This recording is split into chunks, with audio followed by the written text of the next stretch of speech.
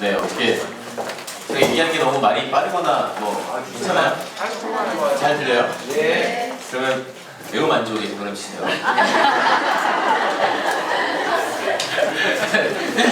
평가표에 보니까 매우 만족, 보통 부족, 매우 부족 이렇게 돼 있어요. 1강, 2강. 1강에다가 헷갈리시면 안 됩니다. 위에 있는 거는 지난주에 정수용 님이 하신 강의에 대한 평가이고, 아래쪽에 있는 거 2강에다가 잘 하시기 바래요. 네. 혹시 위에 저 건 줄 알고 매우 만족 중간 피셨다면 지금 지우시고.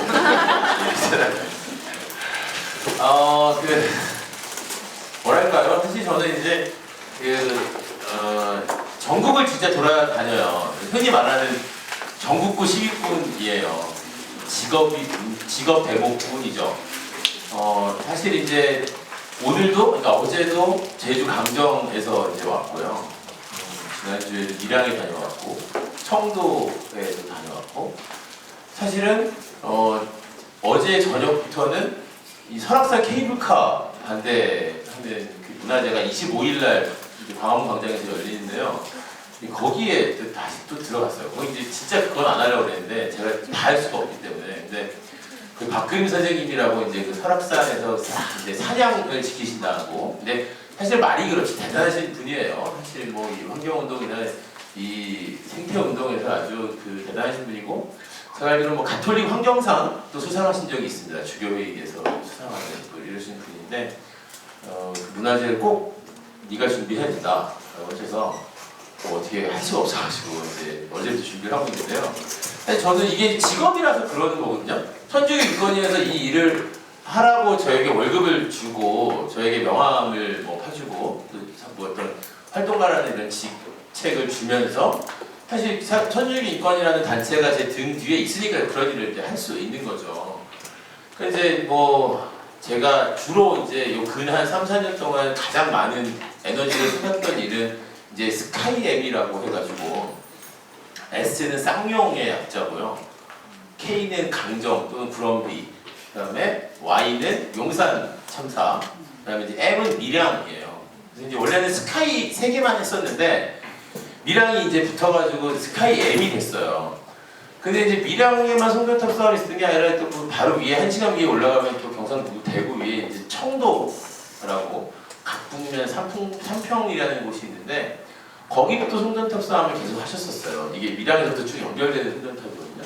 그래서 거기가 또 청도 또 지역이 붙어가지고 스카이 MC가 됐는데, 이거는 이제 너무 이상한 거예요. 그래서 이제 새로 이제 이름을 장명하자라고 하면서 여기 계신 뭐 형제 자매님들도 보시는지 모르겠지만 케이블 TV에서 이제 쇼미더 머니라든지 언프리티 랩스타 이런 거 하면서 힙합이 막 유행이 돼가지고 MC 뭐뭐뭐 이런 게 유행했어요. MC 뭐뭐 그래가지고 우리가 이제 MC를 앞으로 돌려서 MC 스카이라고 이제 이름을 바꿨는데, MC 스카이라는 래퍼가 있더라고요 진짜. 검색을 해봤더니. 근데 이제 뒤에 이제 세월호 가족들이 아시겠지만 뭐 세월호가 지금 벌써 540 며칠이 됐죠. 이제 뭐 여전히 뭐 지금 인양 뭐 아직 기밀도 안 보이고 뭐 책임지는 과정들이 사실 보여지지 않고 있는데, 이 세월호 가족들이 처음에는 인도권들을 싫어하셨어요. 싫어했다기보다는 거리를 두셨죠. 흔히 말하는 좌파라고 하는 사람들과 거리를 두시면서 우리가 오는 걸 좋아하지 않으셨어요. 근데 그 이유는 뭐냐면 당시에 정부가 다 해결해 줄 줄 알았거든요. 그렇게 나왔잖아요. 마치 뭐 뭔가 이렇게 길게 뭐 싸우지 않아도 뭐 대통령이 사과하고 뭐하고 뭐 할 거라고 생각했으니까 우리가 오지 않아도 해결될 수 있는 거 생각하셨다는 것 같아요. 그랬으면 사실 제일 좋죠. 네, 그랬으면 제일 좋은데 그렇게 되지 않으면서 사실 한 3, 4개월이 지난 다음부터 가족들이 이제 마음을 좀 여시기 시작했거든요. 작년 한 여름 될 때부터, 한 초여름 때부터인데, 그래서 가족들하고 4월 16일에 참사가 일어나고 가족들하고 청계광장에서 처음으로 함께 집회를 우리가 대책회의하고 가족협의회랑 같이 집회를 한 게 7월 말이에요. 그러니까 한 석 달에서 100일 정도는 가족들이 사실 이제 그런 생각 하셨던 거죠. 근데 이제 그 이후에 이제 뭐 가슴 아픈 얘기긴 하지만 이제 어머니들이 직접 웃으면서 얘기하시는 거예요. 이게 뭐 우리도 용산이나 밀양이나 강정처럼 10년 뭐 싸워야 될 것 같은데 이제 안 되겠다. 선배님들을 찾아가서 어떻게 그렇게 10년 동안 싸울 수 있는가를 배워야 되겠다 하셔가지고 올해 한 여름부터 그 MC 스카이가 가는 데를 세월호 엄마들이 계속 같이 결합을 하세요. 막 10분, 15분씩 막 결합을 하셔가지고 사실 이제 지난 8월 한 23일부터 25일까지 2박 3일 동안 제가 이제 제주를 갔는데 제가 제주에 거의 한 달에 2번 정도 가요. 강정 일 때문에. 근데 진짜 정말 그 가장 행복한 제주에서 2박 3일을 보냈는데 이게 이렇게 시작됐어요. 밀양의 할머니, 할아버지들이 진짜 그 할머니, 할아버지들이 많거든요. 진짜 막 80 넘으신 분들도 대부분 많이 계시고 이러셔요. 근데 이제 다른데 연대 가는 거를 마다하지 않으셨어요. 뭐 노동자들이 어디 가서 고공농성하고 있는 데라든지 아니면 막 군산이나 뭐 횡성 이런 데에 송전탑 짓는 데라든지 뭐 부산에 핵발전소 짓는 데는 말할 것도 없죠.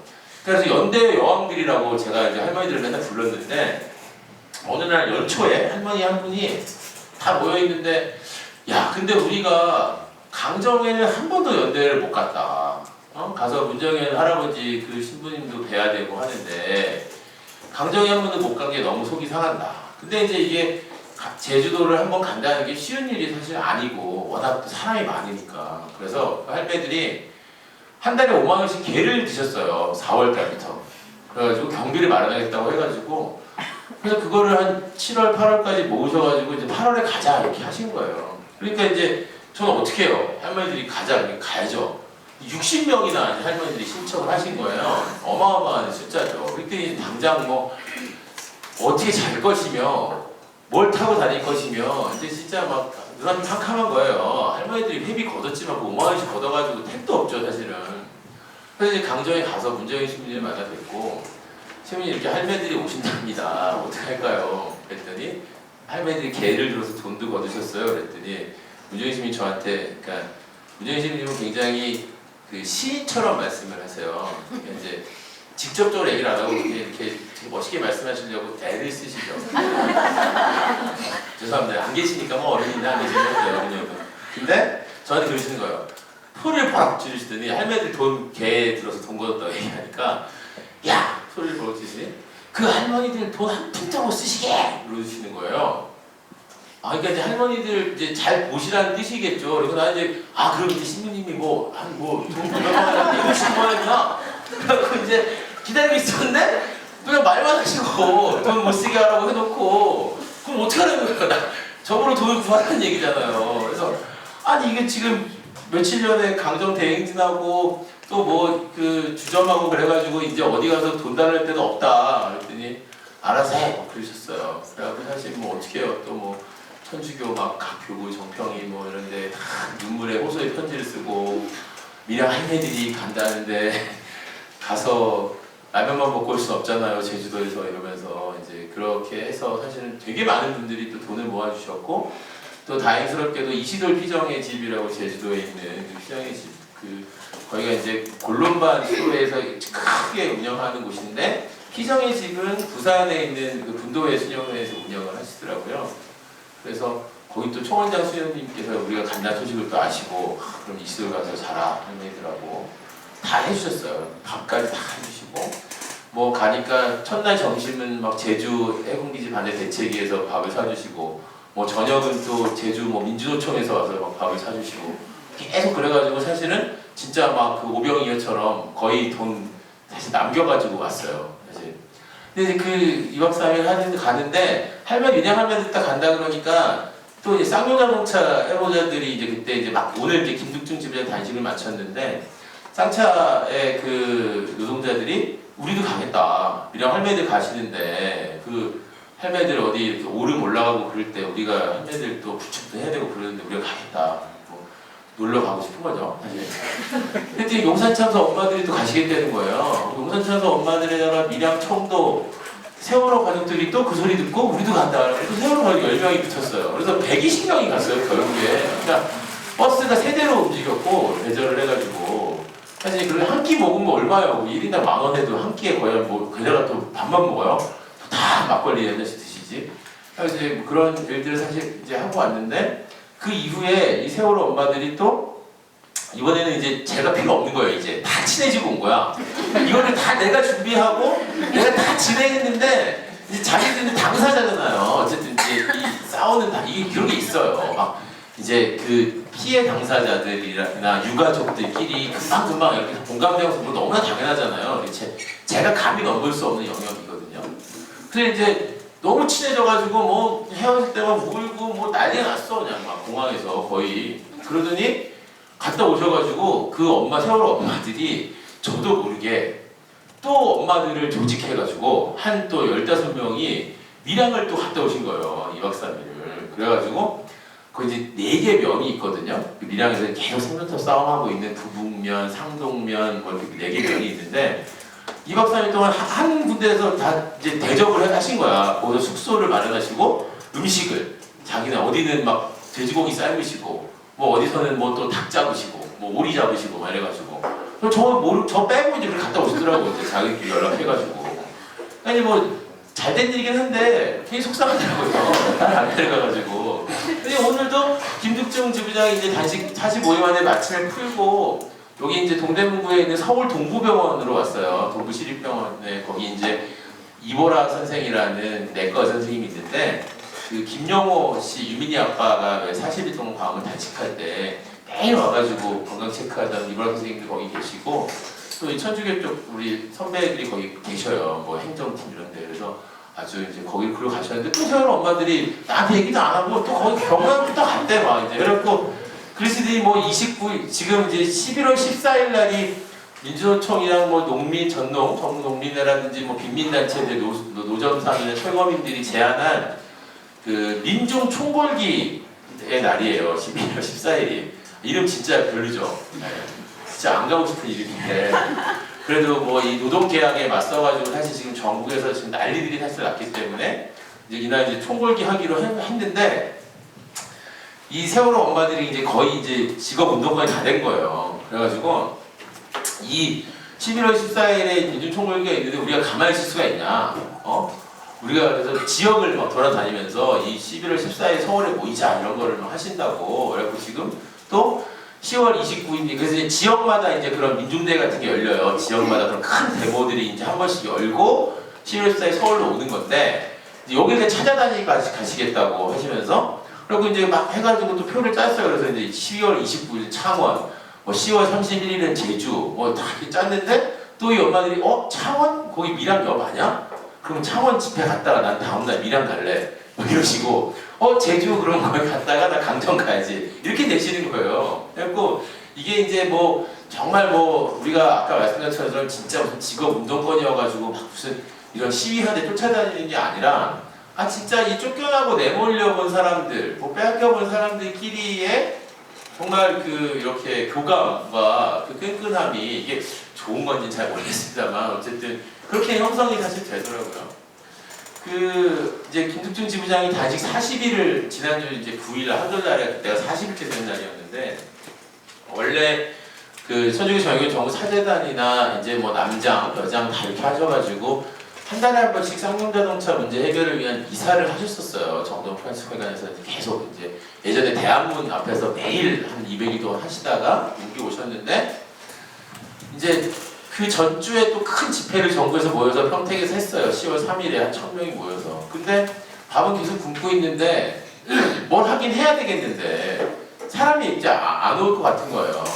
그랬더니 이제 사전에서 원래 그 다음 주가 미사인데 그 미사를 이제 그 40일째 되는 날로 좀 당기셔가지고 급하게 미사를 또 평택 앞에 가서 했죠. 근데 또 버스도 한 뭐 3대 넘게 사람들 타고 한 200여 명 넘게 신자분들 오셔가지고 사실 미사하고 이제 그 문화제까지 이렇게 했어요. 근데 이제 그런 현장에 이제 오시는 것들, 이 이제 모이는 사람들이 사실 이제 보면 사실은 제가 그날 그런 얘기를 했죠. 그 사회를 보면서 쌍차 해고자들이 7년 동안 해고당해가지고 거리로 나와가지고 사실 막 투쟁하면서 늘 살았잖아요. 이 거리에 나와서 너무 가슴 아프고 속상한 일이지만 사실 나는 개인적으로 너무 좋았다. 내가 당신들이 해고당하지 않았으면 솔직히 우리가 만날 일이 있었겠느냐. 당신들이 해고당해서 거리에 나오면서 우리가 같이 손잡고 광화문에서 뭐 추운 날 더운 날 농성도 하고 전국을 돌는 대행진도 하고 강정도 가고 밀양도 가고 뭐 이렇게 하면서 해왔던 그 시간들이 너무 나에게 소중하고 여러분들에게 소중할 거라고 생각한다. 하지만 이제 돌아가라 공장으로 제발. 지겹기도 하고 여러 가지 이제 이 망감에 교차하는 거죠. 그러니까 이제 그게 어떻게 보면 그러니까 필요 없는 일이에요. 일상을 잘 그냥 평범하게 사는 사람들에게는 이런 연대가 필요 없죠. 세월호 가족들이 이 세월호 참사라는 것을 겪지 않았으면, 그런 일이 없었으면 이분들이 강정마을 해군기지 공사장 앞에를 왜 가겠어요. 밀양 송도터 현장에 사실 뭐 특별히 갈 그 계기가 없죠. 그런 계기들이. 그러니까 안 해도 되는, 사실 이제 겪지 않아도 되는 일을 억울하게 사실 겪고 계시는 분들이기 때문에 저는 더 그런 끈끈함들이 생긴다고 생각을 하거든요. 근데 이제 그렇다면 뭐 당사자가 아니면 사실 뭐 할 수 있는 것이 없느냐, 당사자여야 뭐 그런 것들이 더 이렇게 절절하냐라고 또 생각할 수도 있는데요.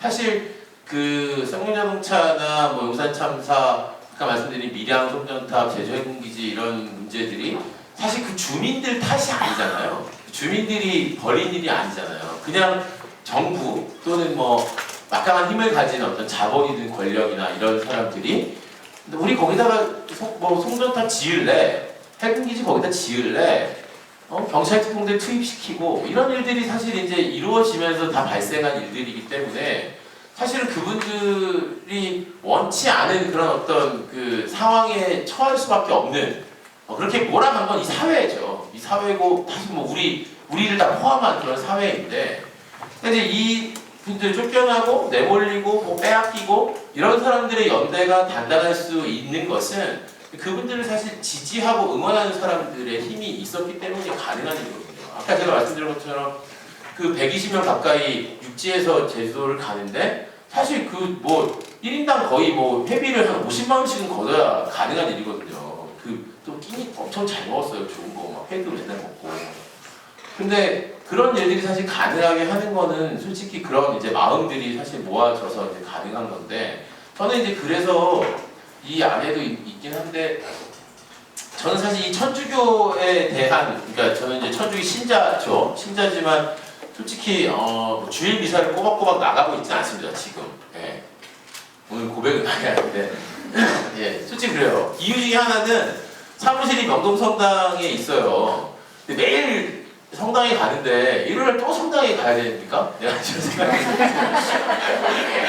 들기도 하고, 사실 이제 뭐 주말이나 지방 일정이나 뭐 집회 같은 거에 워낙 많기도 사실 해서 그런 핑계로 사실 뭐 잘 못 가기도 하고 그러고 있는데, 저는 이제 천주교라는 공동체의 장점, 단점 다 있겠죠. 어느 종교나 그런 건 있을 것 같은데, 저는 특별히 천주교라는 종교가 갖고 있는 단점에 대해서는 저보다 여기 계신 형제 자매들도 많이 아실 거라고 생각을 하고, 이 장점으로 승화되는 것이 뭐냐면은 어떻게 보면 조직력 같은 거거든요. 이 뭐랄까, 나쁘게 얘기하면 단점이 될 수도 있는 약간 이 뭔가 이 구조, 이게 나쁘게는 이태리 이렇게를 이제 예를 들면 뭐 마피아 같다라고 얘기하시는 분들도 있어요. 천주교 마피아다 이렇게 얘기하시는 분들도 있는데, 약간 뭐 교황님, 뭐 추기경님 교부장, 뭐 이렇게 쭉 내려오는 어떤 뭐 이런 것들이 사실 있잖아요. 그래서 프란시스코 교황님이 사실 뭐 한마디 하시면 되게 많은 것들이 순식간에 벌어지는 사실 일들이 있는데, 이건 사실 이거 카메라 찍으면 걱정되는데, 사실 지난 4월 16일 세월호 1주기 미사를 이제 준비하는데, 저는 이제 대책위에서 같이 일을 하고 천주교 쪽도 어쨌든 이렇게 연결이 돼 있으니까 저희는 전국을 다 이렇게 리서치를 했죠. 세월호 1주기 미사를 어디서 어떻게 하느냐. 뭐 광주교구들 막 팽목항에 가가지고 대주교님이 가셔서 뭐 엄청 큰 미사를 했어요. 거기는 이제 현장이니까 또 진도에 계속 파견해놨던 분들도 있고. 근데 다른 지역은 약간 교구장님이 직접 집전한다는 게 4월 초 이럴 때까지도 3월 말 이럴 때까지 거의 애매했어요. 예, 결정된 데 거의 없었어요. 그래서 그냥 정평위원장이나 뭐 이런 원로 신분들이 그냥 하는 것 같은 분위기였는데, 이제 바티칸에 다 갔다 오시잖아요. 현직 주변인 전부가 다 그 교황님 정기 안요한 계신다고 딱 가셨을 때 다 하시는 것처럼 교황님께서 세월호 문제 어떻게 됐냐 이렇게 물어보시고, 세월호 가족들에게 내가 세월호 문제가 어떻게 됐냐는 거를 가장 먼저 궁금했다는 거를 꼭 전해라 이렇게 얘기를 하셨다고 해요. 실제로 그 참석하셨던 그 주교님이나 아빠스님들의 말씀이신데 돌아오시고 나서들 다 내가 직접 하셨어요. 그래서 열 몇 개 정도의 교구에서 사실 교구장님이 직접 하시는 우리 서울대 교구도 수임이 직접 하시죠. 강요까지 직접 하시고 막 그 가족들 면담도 하시고 막 앞자리에 이렇게 자리도 내어주시고 사실 그 전까지는 아니었어요. 갔던 전까지 솔직하게 얘기해서. 근데 그런 이제 것들이 저는 긍정적 효과를 내는 그 가톨릭이라는 요즘만이 갖고 있는 순기능이라고 생각하거든요. 그러니까 그것이 이제 흔히 말하는 나쁜 방향으로 그렇게 되면은 또 굉장히 답답하겠죠. 이렇게. 근데 그게 어쨌든 좋은 방향, 뭐 이 하나님이 원하시는 방향으로 이끌어질 때는 그런 장점들이 다시 발휘된다라는 생각을 해요. 그래서 저는 막 지금도 이제 지금 중곡동에 있는 주교회에서 이제 추계 주교회의들을 하고 계시는 중인데 그런 상상은 진짜 하거든요. 막 이 주교회의에서 그런 결정하시는 거예요. 주교님들이 다 사실 주교님들이 다 대장들이잖아요. 솔직히 그 교구에 다 뭐 천주교 그 신부님들의 뭐 인사라든지 뭐 재정이라든지 또는 어느 사업에 중점을 둔다든지 이런 거 솔직히 다 그 교구장님들이 결정하실 수 있는 그런 어떤 위치에 계신 분들이 있고 또 그 결정이 뭐 긍정적이고 좋은 결정이라면 뭐 또 큰 문제가 아닐 거라고 생각하거든요. 그래서 그분들이 모여서 한국 천주교의 모든 교구는 뭐 향후 3년 안에 교회 내 모든 이 고용의 문제를 정규직으로 다 한다. 예를 들면 하다못해 막 성당에 계시는 우리 사무장님들이나 뭐 관리장님들이나 다 사실 직원들이잖아요. 그리고 얼마나 많아요. 사실 우리 뭐 노동사목에 일하시는 분들도 노동사목 사실 이 직장이시고 여기 이 직원이시잖아요. 그리고 뭐 병원 있죠, 학교 있죠, 뭐 방송국 있죠, 신문사 있죠. 뭐 이 가톨릭 교회가 사실 운영하고 있는 이 고용과 그러니까 노동과 고용의 관계가 형성되는 게 진짜 많아요. 그런 공간들이. 그러니까 여기에서 그런 문제들을 다 해결한다. 우리는 그렇게 할 거다라고 선언을 딱 한다라고 상상을 해보면 뭐 이제 뭐 정경련 이런 데서는 반대 성명 낼 수도 있겠죠. 뭐 종교가 또 왜 저러냐 뭐 이러면서 교회로 돌아가라 뭐 이런 이제 얘기할 수 있겠지만 사실 저는 아주 논란을 빚을 수도 있어요. 그렇지만 저는 분명히 그런 것들이 사회를 바꾸는 이끌이 될 거라고 사실 믿거든요. 이 경험을 하나 말씀드리면 2006년과 2007년 정확하지는 않은데 이 노무현 정권 시절이었던 거죠. 2006년쯤 되겠네요. 사립학교법 개정이라는 그 사회적 화두가 있었어요. 지금 국정교과서 논란만큼이나 당시에 굉장히 큰 논란이 됐던 일이에요. 그래서 사립학교 이게 뭐냐면 사립학교의 이사회에 흔히 말하는 일반 회사에 있는 사회이사처럼 그 공익이사들을 파견하겠다. 모든 그 학교 재단에. 그래서 관리 감독하고 거기에서 비리라든지 이런 것들이 못 일어나게끔 하겠다라는 그런 이제 개정안이었는데 사립학교들이 난리가 난 거죠. 사립학교가 그동안에 다 이거는 우리가 딱 틀어지고 있었던 우리 재산인데 왜 여기에 이 정부가 관여하려고 하느냐 나가면서 사실 반기를 쓰셨어요. 사실은 이제 학교라는 건 아무리 개인이 소유하거나 뭐 이 사립학교들하고 공공재잖아요. 거기에 다니는 사람들은 다 그 배정을 받거나 이런 어떤 그 공교육의 틀 안에서 사실 가는 거기 때문에 공공재라고 생각해야 되는 부분이기 때문에 그렇게 개입할 수 있는 거죠. 사유재산을 하더라도. 그런데 가톨릭계 학교들에서도 뭐 수녀회에서 운영하든 뭐에서 운영하든 다 신입생 안 받겠다 내년부터 이렇게 하고 사실 거부를 했어요. 실제로 동맹을 딱 맺고 뭐 몇십 개인가 100몇십 개인가 그랬더니 기독교계 학교가 훨씬 많죠. 불교계 학교 뭐 종교계 학교들이 다 신입생 안 받겠다고 거부하겠다고 했어요. 그래갖고 이제 마치 뭐 완전 뭐 대란이 나는 상황이었죠. 초유의 사태가 벌어지는 학생들이 학교를 가지 못하는 이제 입학을 못하는 사건이 벌어진 시기였는데 그때 제일 먼저 천주교가 딱 그 사립학교 개정을 받아들이고 공익이사제를 받아들이기로 했어요.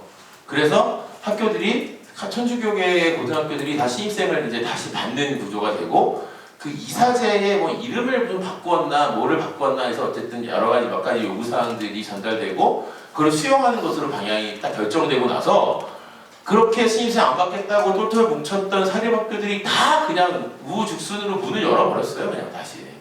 가톨릭계 뭐 몇십 개 학교가 딱 그렇게 하니까 나머지 버틸 힘이 없었던 거예요. 그러니까 이제 다 거기는 솔직히 얘기해서 가톨릭처럼 또 그렇게 단합이 잘 안 되잖아요. 워낙 종파가 많으니까. 그 개신교도 뭐 한 3, 40개 넘죠. 뭐 한국에서 자생적으로 생겨나는 뭐 종파들도 있고. 근데 불교도 저희는 뭐 조계종, 뭐 태고종 이렇게만 알잖아요. 불교가 대한불교 종단협의회에 27개의 종단이 있더라고요. 근데 그런 데에 다 학교들이 있고 다 그래요.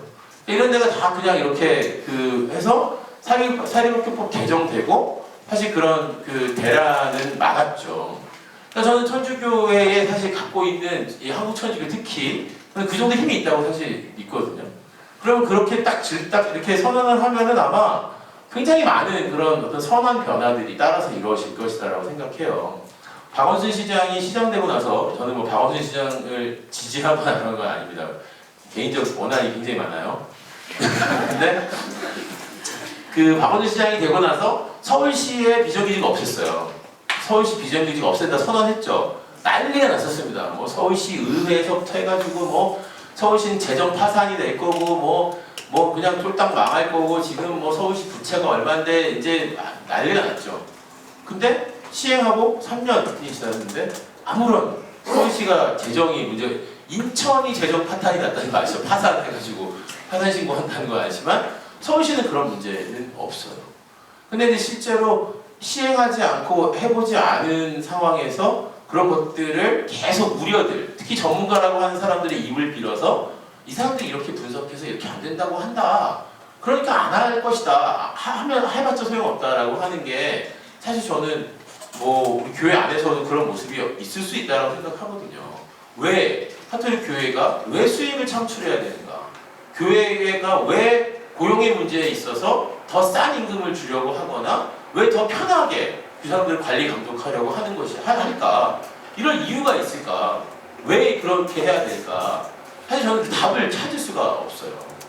그렇게 돈을 벌어서 자선을 하고 그렇게 돈을 벌어서 뭐 예를 들면 그렇다고 해서 제가 뭐 카톨릭 교회가 악덕 무슨 이렇게 얘기하는 건 진짜 아닙니다. 네, 카메라 정확하게 보고 그런 건 아닙니다. 그렇게 해서 자선을 하고 좋은 일을 하고 하면 뭐합니까 사실은 실제로.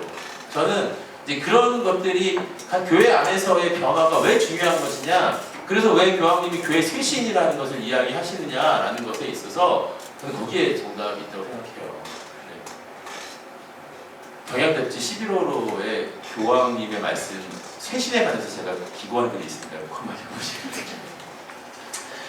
카톨릭 교회 뭐 신부님도 계시고 수녀님도 계시고 여기 단주 자매님도 계시고 저 역시도 뭐 카톨릭 공동체 안에 몸담고 있는 사람으로서 사실 저는 그런 변화에 대한 두려움을 이제는 꺼내놔야 된다. 우리가 그러고 이제 그것과 함께 이런 청소년 노동의 문제, 사회 안에서의 비정규직 문제, 정예고 문제 이런 것들을 우리가 얘기를 하면 더 힘이 생기지 않을까 사실 이런 생각하거든요. 카톨릭 교회는 지금도 그런 그 사회적 대접을 받죠. 카톨릭 교회 자체가. 카톨릭 교회의 발언이나 카톨릭 교회 결정은 매우 우리 사회 안에서 되게 큰 울림을 가지는 결정이고 움직임입니다. 그만큼 그 대단한 일들을 많이 해왔고요. 근데 그런 것들과 만약에 병행된다면 얼마나 그 말에도 권위가 실리겠어요. 그 행동에. 저는 그래서 그것이 교회를 실제로 살리는 길이 아닐까 더욱더 저는 그렇게 사실 생각을 합니다. 교황님이 뭐 다녀가시고 나서 뭐 여러 가지 이 많은 정말 뭐 한여름밤의 꿈 같은 그런 막 선물을 막 주고 가셨잖아요. 근데 벌써 1년이 지났어요. 근데 잘 기억이 안 나죠. 그분이 오셔서 하셨던 얘기들 뭐 이렇게 잘 기억이 안 나지만 지금 또 전 세계를 돌면서 뭐 쿠바에 가셔서 미국에 가셔서 다 이렇게 하시고 있는 이 상황들을 다 우리가 보잖아요. 어느 나라의 지도자가 어느 종교 지도자가 이렇게 뉴스에 늘 환대를 받고 정말 항상 이렇게 아니 교황님이 오바마를 만나서 뭐라고 얘기한 게 우리에게 왜 그렇게 진짜 멋있어 뭐 이런 얘기를 하게 되는 이 감상을 하게 되는 것인가는 그분이 이 짧은 3, 4년의 기간 동안에 보여주신 그 삶의 어떤 그 모습으로 우리에게 보여주시는 거잖아요. 그래서 저는 이제 그런 생각했던 교황님이 오셔서 함께 나누었던 그런 감동과 이야기들을 사실 계속 그분한테다 해결해달라고 할 수는 없는 거잖아요. 원래 우리가 해결할 일이었는데 그분이 오셔서 또는 그분이 그런 얘기들을 해주신 게 힘을 받는 것이지 실제로 그것이 직접 해결해야 할 사람은 사실 우리들이다라는 생각이 사실 듭니다. 그냥 청소년 노동인권 얘기하면서 왜 이런 얘기를 하냐라고 얘기하실 수도 있을 텐데 사실 이제 우리가 아까 제가 청소년과 노동과 인권을 따로따로 떼어내서 이야기를 먼저 했던 이유는 사실 이것이 하나의 이 청소년 노동 인권이라는 하나의 개념이 되기 위해서 요 청소년에 대한 개념도 생각과 인식이 바뀌셔야 되고 노동에 대한 인권에 대한 이런 것을 갖고 있었던 것들이 사실 변화되면서 이 하나의 이 종합된 이 틀이 완성될 수밖에 없거든요. 그래서 사실 이제 이런 것들이 다 함께 얘기되어야 된다고 생각을 합니다. 제가 사실 원고에 새로운 사태에 대한 글을 썼었는데 이 앞에 정정신님 지난주에 강의하시면서 잘 설명을 해주셨더라고요. 저는 사실 이 새로운 사태 이런 거 신자들이 사실 누가 봐요? 사실 안 보잖아요. 저도 안 봐요. 전혀 몰랐어요. 이렇게 있는지도 몰랐어요. 바티칸 공의회 뭐 문건 이런 거 신자들이 누가 알아요? 그걸 사실 그거를 주교회 홈페이지에 가면 이북이라고 해가지고 이렇게 클릭하면 책장 넘기듯이 이렇게 볼 수는 있어요. 그리고 검색도 막 잘 되고. 근데 그거 솔직히 신자들이 그 찾아보는 신자들이 어디 있습니까? 그거 잘 모르죠, 솔직히 얘기해서.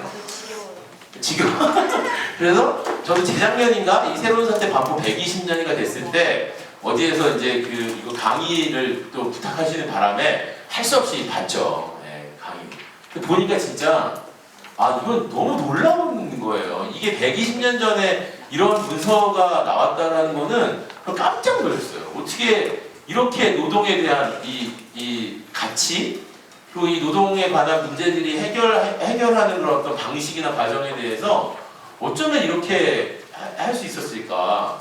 근데 이게 왜 그때 어떻게 근데 120년 동안 왜 나는 몰랐을까 이거를 이런 생각이 사실 들더라고요. 그래서 사실 새로운 사태에 대한 그거를 이제 재해석하시고 120년 후 지금에게 주는 우리에게는 어떤 복음의 이야기인가 이런 것들을 한 재작년에 굉장히 많은 토론회들이 있었는데 사실 이제 그때 받은 그 감동이 있습니다. 그러니까 저는 가톨릭 교회에 대한 기대나 이런 것들이 사실 이런 과정들, 그러니까 이제 이 새로운 사태를 사실 보면 솔직히 이제 이 사제들이나 신자들에게 이 세상에 그러니까 교회 공동체 안에 갇혀 있지 말고 사실 교회 담장 너머의 일들에 우리가 다 관여해야 되는 거예요. 다 신경 쓰고 생각하고 배려하고 그들과 함께 살려고 노력하라는 얘기가 사실 기본으로도 담겨져 있는 거잖아요. 그리고 그래야지 그게 이제 복음 실천이라는 것들인데 실제로 이제 막 뭐 예를 들면 신부님들이 뭐 거리에서 미사를 하신다거나 또는 뭐 어떤 뭐 이런 정부 정책에 대한 반대를 하신다거나 이랬을 때 막 무슨 뭐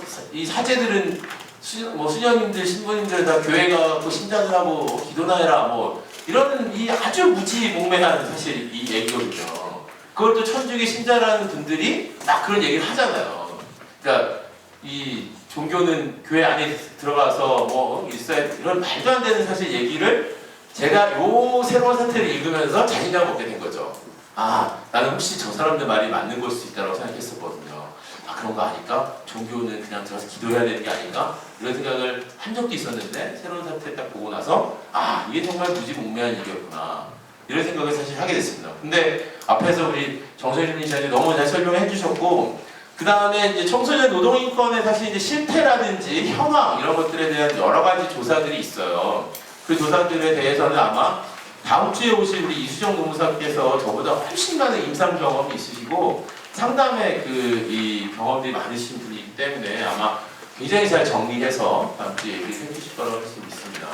그래서 사실 저는 이제 이거를 바라보는 이제 시각과 뭐 이런 거에 대해서 제가 감히 사실 이제 이런 얘기는요 조금 막 좀 저보다 사실 더 좀 인생 경험도 많으시고 시간이 흘러서 막 뭔가 어떤 이 본인만의 철학이 성립되시고 이런 분들이 하실 수 있는 이야기인데 제가 사실 감히 이제 여기서 그런 이야기를 떠들어댄 것이 송구스럽긴 합니다만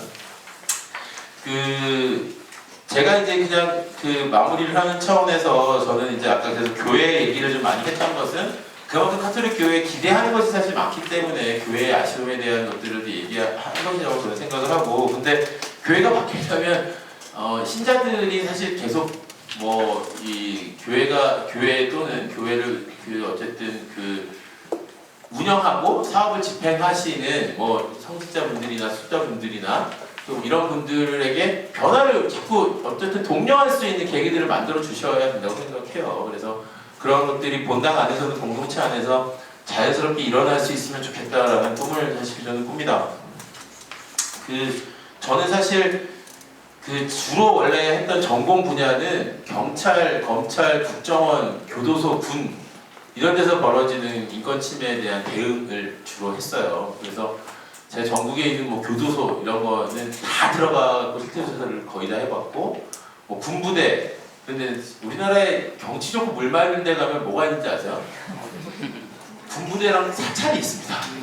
네, 진짜 딱 어디 가나 이 경치 좋고 물 맑은 데 가면 군부대랑 사찰이 있어요. 그래서 그런 데를 정말 뭐 20여 군데 이상 이제 다니면서 조사도 하고, 그 다음에 뭐 군대 내 사망 사건, 그리고 이제 사망 사건 중에 특히 의문사라고 해가지고 사인이 제대로 밝혀지지 않아서 가족들이 승복하지 않은 그런 사건들을 저희 사무실에서 쭉 다루어왔고 한 150건 정도 사실 했어요. 그리고 제가 막 의학 전문가도 아닌데 하나도 모르는 이제 부검 막 이런 데에도 한 10여 차례 이제 참관을 하고 그랬었거든요. 그러니까 이제 엄마들이 당신들은 못 들어가요. 자기 아들 죽었는데 부검하는데 엄마 아빠는 죽어도 못 들어가거든. 근데 이제 제가 들어가면 왠지 뭐 뭔가 꼼수를 안 부릴 것 같다고 생각하시나 봐요. 근데 저 봐도 모르거든요. 제가 앞에서 뭐를 조작하기 하나도 모르는데 무조건 나무로 들어가려는 거예요. 그리고 진짜 정말 힘들 일인데 이제 뭐 그런 일도 사실 해봤는데, 심지어 저는 사실 군대 나갔다 왔거든요. 군대 대신 감옥을 길게 갔다 와가지고 은근히 감옥 갔다 왔다고 지금 자랑하는 거예요. 그래서 사실 이제 그런 일이 제 전공인데, 그것만 이제 하다가 이제 뭐 이 쌍차나 용산 참사를 계기로 이제 밖에 나와서 저도 더 많은 사람들과 연대하고 그러면서 다니기 시작한 거예요. 저는 그래서 아까 말씀드렸던 뭐 검, 경, 경찰, 국정원, 군부대 이 일할 때는 강의나 교육을 하러 거의 다니진 않았어요. 왜냐하면 제가 할 수 있는 얘기가 없는 거예요. 제가 가서 경험한 것들은 맨날 가가지고 뭐 군부대가 문 안 열어주면 가서 뭐 며칠씩 앉아가지고 소리 지르고 뭐 막 싸워가지고 뭐 그 안에 들어가고 뭐 자료 복사 안 해주는 거 뭐 며칠씩 뭐 주저앉아가고 이거밖에 안 했는데 가서 무슨 강의를 하고 교육을 해 내가. 그래서 그런 요기가 들어오면 저는 다 완곡하게 거절을 사실 했었어요. 근데 대한 뭐 용산 참사 때 매일 미사가 있었죠. 남일당 현장에서. 그리고 이제 대학문 앞에 와서 매일 현장 미사가 이렇게 있으면서 사실 진짜 많은 사람들을 만나게 됐어요. 그 공간 안에서. 좋은 사람도 있고 나쁜 사람도 있습니다. 그 중에서도 그렇게 미사 매일 오시다가도 뭐 다른 분한테 사기치는 분도 있고, 뭐 다른 사람들 음해하고 해코지 해가지고 이렇게 사이 나쁘게 만드는 사람도 있고 별의별 사람들 다 있지만, 그 안에서 받았던 그 고민과 감동 같은 것들이 좀 그것을 경험하지 못하신 분들과 나눌 필요가 있겠다라는 생각에서 사실 이제 그 이후에는 많이 이제 돌아다니고 있긴 한데요. 사실은 제가 또 하나 고백하면, 저는 원래 오늘 이 교육이 청소년 노동인권 교육이라고 생각했었어요. 그래가지고 처음에 정선생님 전화 받았을 때 청소년 노동인권 교육은 제가 청소년 교육을 여러 번 하는데 2시간 하잖아요. 그러면 이제 한 30분 정도 초반에 제가 이제 어렸을 때 놀았던 얘기와 감옥에 간다는 얘기를 해줍니다. 그러면 그냥 이 청소년들이 그냥 눈이 그냥 뿅 가요. 그냥 남녀노소를 불문하고. 그래가지고 막 질문하고 진짜 뭐 감옥에서 라면 끓여 먹었어요? 뭐 막 물어보고 뭐 이제 그런 거 이제 대답해주면 되고, 이제 거기서 이제 놀았던 얘기하면서 이제 흔히 말하는 수다를 좀 떨면 이제 쉽게 하고 가겠다 생각했는데, 이게 뒤에 관심자가 붙어있다는 걸 한 2주 전에 알았어요. 그래가지고 이게 큰일 났대. 이제 전혀 다른 방향의 얘기를 해야 되는데, 사실 이제 이런 생각을 사실 하면서 왔는데, 저는 뭐 그것이 실제 청소년들을 대상으로 하는 이야기이던 아니면 오늘 오신 분들에게 하는 이야기이던, 어쨌든 우리가 같이 변화하고 같이 개념 정립을 해야 되는 것에 대한 얘기는 사실 뭐 같을 수밖에 없다라고 사실 생각을 하기 때문에 그냥 편안하게 사실 말씀을 좀 드렸습니다. 그러니까 저는 인권활동가라는 직업으로 살면서 사실 행복한 순간도 많고, 지금 굉장히 저는 만족하면서 살아요. 할 줄 아는 게 이거밖에 없고, 여기서 저를 만약에 내쫓으면 저는 진짜 진짜 힘들 거예요. 진짜 청소년 노동인권 보호처럼 저도 어디 가서 보호 계속 받아야 될 거예요. 아마 기술이 없어가지고. 근데 저는 사실 이제 이 현장의 중요함이라는 게, 현장이라는 것도 너무 어렵고 거창하게 생각하지 않았으면 좋겠어요. 그냥 사람들이 있는 곳이 현장인데, 이제 예를 들면 이런 경험들이 있어요. 에이즈 이제 HIV 바이러스 감염인들 이런 모임이 있습니다. 같이 이제 이거는 초기예요. 같이 모임을 하고 회의도 하고 행사도 하고 그랬는데 처음 같이 밥을 먹게 된 거예요. 근데 뭐 편하게 그냥 찌개 먹는 집에 사실 갔는데 제 앞에 HIV 바이러스 감염이 2명이 있었고 제가 있었고 다른 활동가들이 이렇게 있었어요. 근데 저는 머리로 당연히 알고 있죠. 이 찌개를 같이 퍼먹는 거는 아무런 이런 게 상관이 없다는 걸 너무나 잘 알고 있어요. 근데 아마 제가 머뭇거렸던 모양이에요. 근데 이제 앞에 있던 그 HIV 바이러스 감염인 활동가가 먼저 괜찮아, 다 그래, 누구나. 우리 아버지도 그래, 괜찮아 하면서 국을 떠줬어요, 저한테. 그런 점이 내가 머리로 생각하고 있는 것이 몸으로 바로 될 때까지 정말 앞으로도 많은 시간이 필요하겠구나. 그래서 이런 생각들을 해서 제 인생의 정말 그 중요한 포인트 중에 하나예요. 그날의 그 장면이. 그리고 이제 예를 들면 또 하나는 중증장애 형들하고 이제 한참 다니던 시절이 있었어요. 휠체어 빨대를 갖고 다녀요, 가방에. 근데 이제 빨대가 그 구부러지는 빨대 있잖아요. 이제 그거를 늘 갖고 다니는데 이제 이 형들하고 술을 마시면 항상 이제 이런 큰 잔에다가 소주를 따라줍니다. 그러면은 왜냐하면 작은 잔에다가 소주를 따면 이제 이렇게 마시면서 흘리는 게 굉장히 많기 때문에 큰 잔에 그냥 따라주고 어떤 형들 같은 경우는 그냥 한 번에 많이 마셔버려요. 여러 번 마시기가 힘드니까. 근데 이 빨대 갖고 있는 이 형이 있는데 이 형 밥도 우리가 항상 먹여주고 안주들 먹여주는데 빨대, 술을 마시는 건 꼭 빨대로 자기가 먹는 거예요. 자기가 음식이어가지고. 그래서 아니 우리가 먹여줄게 라고 이렇게 이제 들었으면 하지 말라고. 내가 다른 건 몰라도 술은 내가 마시고 싶을 때 마시고 싶은 만큼 마시고 싶어요. 술까지도 네가 이렇게 먹여주는 그 양만큼 먹고 싶지 않다는 거예요. 생각하지도 못했던 거죠. 그가 그런 생각을 할 것이라고. 나는 정말 이 사람에게 나이스하게 진짜 잘해주고 진짜 뭐 정말 갈색에 다 빼줄 정도로 옆에서 내가 해줬는데 내가 생각하지 못하는 그런 부분들에 있어 이 부분들 중에도 그에게는 매우 중요한 것이 있구나. 이런 것들을 자꾸 느껴요. 그 장면마다. 근데 그게 반복이 돼야 제 마음속에 인권 감수성이라는 게 생기고 그것이 제가 말로 행동으로 나올 때 배워서 나오게 된다고 생각해요. 아직도 많이 모자라거든요. 그래서 저는 이제 그런 경험들을 좀 많이 하셨으면 좋겠다는 생각이 들고요. 청소년 노동인권 보호를 위해서 모여있는 여러분들의 노동인권도 보호하셔야 됩니다. 청소년들의 노동인권뿐만이 아니라 여러분들이 살고 계시는 삶 속에서 언제든지 인권 침해의 피해자가 될 수 있고 언제든지 인권 침해의 가해자가 될 수 있어요. 생각하지 못하는 상황에서 나는 많은 가해를 하고 살 겁니다. 분명히 그럴 거예요.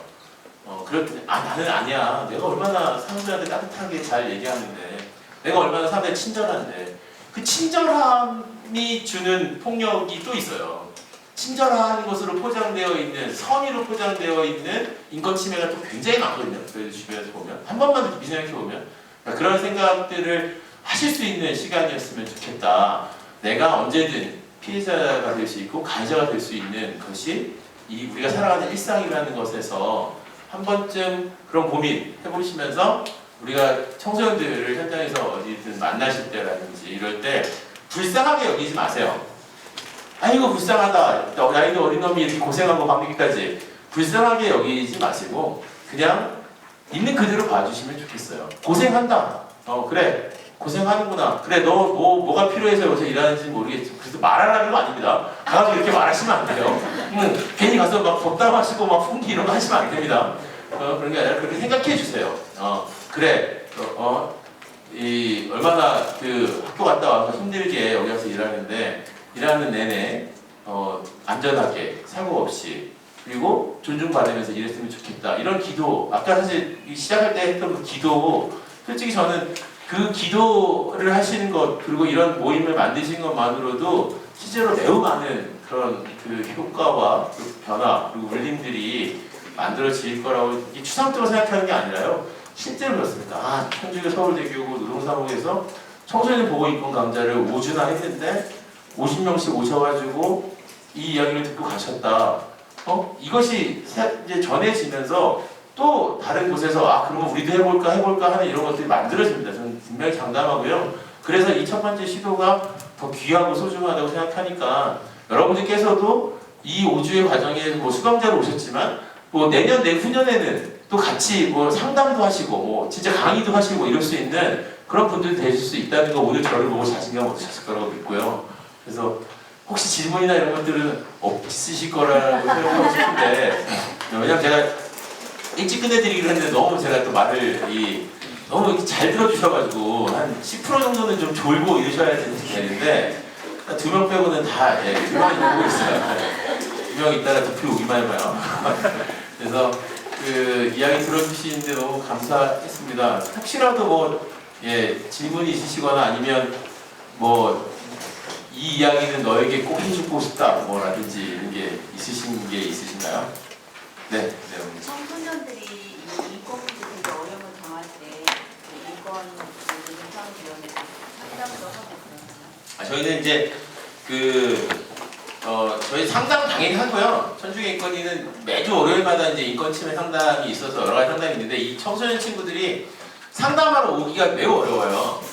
왜냐면 평일에 일과 시간에 무슨 상담하기가 사실 되게 어렵거든요. 왜 우리 이주노동자들이 그래서 일요일날 늘 그런 상담이 이루어지잖아요. 그런 것처럼 그래서 이 친구들이 이제 이런 문제는 사실 이제 뭐 지금 이제 뭐 청년 유니온이라고 하는 그 청년들의 그 노동조합 안에서 청소년에 대해서 따로 특화되어 있는 곳들이 있고요. 노동 상담하는 뭐 많죠. 다음 주에 오실 우리 이수정 노무사라든지 이런 분들이 활동하고 계시는 노노모라고 하는 단체가 있어요. 노동자의 뭐 권리를 위한 노무사 모임인가? 뭐 이런 모임이 있는데 그 모임에서도 청소년 노동, 청소년 기본소득에 대해서 특화돼가지고 상담을 하고 그 사례들을 접수하고 진정 처리를 하는 그런 분들이 사실 계십니다. 저희들한테 뭐 연락하시면 얼마든지 연결해 드릴 수 있고요. 네, 그럴 수 있습니다. 네. 저는 이제 이게 잘하는 사람들이 전문 그 일을 하는 게 맞다고 보거든요. 그러니까 우리가 다 할 수는 없고 더 잘하는 애들이 있으면 특히 소개해서 그 분들이 더 할 수 있게끔 하는 것도 브릿지 역할하는 것도 중요하다고 생각을 해서 그렇게 합니다. 네. 혹시 더 궁금하시거나 꼭 제 얘기가 마음에 안 들거나 제 의견에 동의하지 않으셔가지고 반드시 이거는 너에게 지적해주고 싶다 이런 게 있으신 분이 계시면 꼭 참고 참으시면 좋겠습니다. 저는 천주교인권위원회 김덕진 대관 안드레였고요. 오늘 소중한 시간 이야기 나눌 수 있게끔 앉아서 제 얘기를 경청해 주신 여러분께 진심으로 존경과 감사 인사드립니다. 고맙습니다.